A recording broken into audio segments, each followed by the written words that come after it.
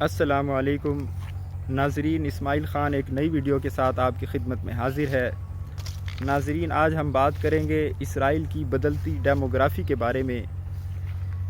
اسرائیل کی top university حیفا university کے professor, جو وہاں پر جغرافیہ کے پروفیسر ہیں، پروفیسر آرنون سوفر، انہوں نے انکشاف کیا ہے کہ اسرائیل میں یہودی آبادی گھٹ کر 47% رہ گئی ہے ٹوٹل آبادی کا۔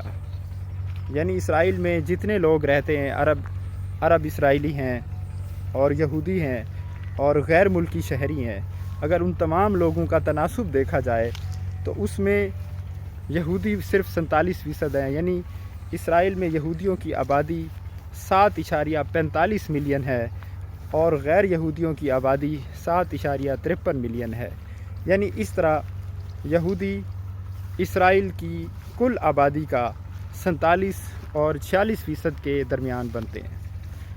تو ناظرین، اسرائیل کے اس پروفیسر نے تشویش ظاہر کی ہے اپنی کہ اسرائیل میں جو ان کی آبادی ہے وہ تیزی سے کم ہو رہی ہے۔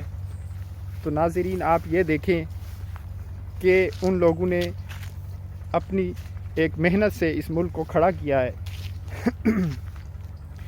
اور پوری دنیا کے یہودیوں کے لیے اس کو ایک پناہ گاہ بنایا ہے۔ پوری دنیا سے یہودی وہاں جا کر آباد ہوئے ہیں اور اس ملک کی تعمیر کی ہے۔